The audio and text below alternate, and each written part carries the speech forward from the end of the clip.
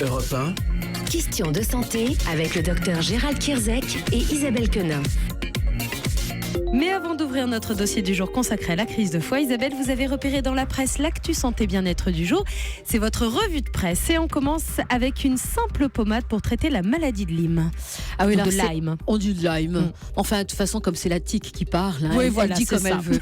Alors, c'est le Parisien qui en parle. C'est une piste qui a l'air prometteuse, mais pour l'instant, ce n'est qu'une piste. C'est le résultat d'un essai qui a porté sur 1000 patients qui avaient été mordus par une tique. Alors, le moustique pique, la tique mord. À l'arrivée, c'est désagréable. Ces 1000 patients ont été traités avec une simple pommade antibiotique. L'Université de médecine de Vienne, qui a procédé à l'essai, explique que d'autres essais devront être réalisés avant d'être sûrs de l'efficacité du traitement. Toutes les tiques ne sont pas méchantes. Ce sont surtout celles qui sont porteuses de la bactérie Borrelia qui sont à craindre, mais difficile de savoir à qui on a affaire. Alors, dans le doute, on se soigne. La pommade miracle, et là, je pense qu'on peut mettre des guillemets, c'est une vraie piste ou pas, Gérald ? On peut plus que mettre que des guillemets, parce que l'étude en fait montre que ça pourrait éventuellement, et dans le meilleur des cas, limiter la rougeur, l'érythème. Vous savez, quand la tique va mordre, il y a un érythème qui apparaît parfois quelques jours après. C'est à ce moment-là d'ailleurs qu'il faut consulter pour se méfier de la maladie de Lyme et éventuellement vous mettre sous antibiotiques. Mais donc cette pommade, elle pourrait limiter l'érythème, mais dans l'étude, elle ne limite pas l'infection par la maladie de Lyme. Donc pour l'instant, il faut vraiment confirmer ou aller plus loin, mais cette pommade, elle n'est pas miracle. La soupe miso, une valeur sûre de l'alimentation japonaise, à imiter pendant les fêtes.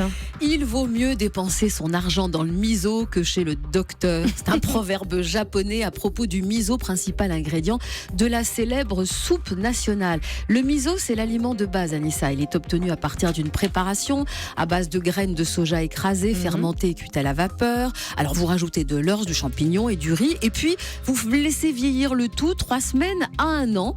Et à l'arrivée, ça vous donne une pâte miracle, là, sans les guillemets, ultra riche en protéines, en vitamines et en minéraux. Alors, pourquoi parler de soupe miso aujourd'hui ? Parce qu'en période de repas de fête, le miso, c'est super utile. Déjà, c'est un excellent anti-kilo. Il ne provoque aucune intolérance. Il n'y a pas de lactose, il n'y a pas de gluten, il n'y a pas de matière grasse, il n'y a rien. C'est un excellent anti-gueule de bois. Vous savez, les lendemains, très bien tout. Les lendemains difficiles où on nous dit qu'il est essentiel de se réhydrater et de se nourrir convenablement, de lutter comme ça contre la nausée. C'est un anti-coup de pompe, donc ça marche aussi sur la fatigue. Alors, pour qu'elle soit vraiment efficace, il faudrait faire, Anissa, comme les Japonais, consommer son bol de soupe miso le matin, ça remplacerait le café, le matin et le midi et pas le soir. Et ben voilà, on va suivre vos conseils. Merci Isabelle.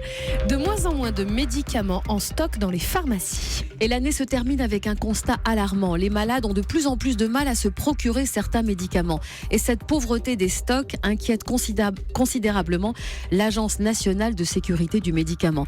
Dans son dernier rapport, elle fait état de 200 000 médicaments signalés en rupture de stock, 10 fois plus qu'il y a 5 ans. Alors, à partir de quand parle-t-on de rupture ? 3 jours. 3 jours de non-disponibilité et on parle de rupture. Alors en première ligne, les vaccins, compliqué de s'en procurer l'année dernière. Il y avait à peu près 139 jours de délai. En 2, les produits dermatologiques et en 3, les hormones.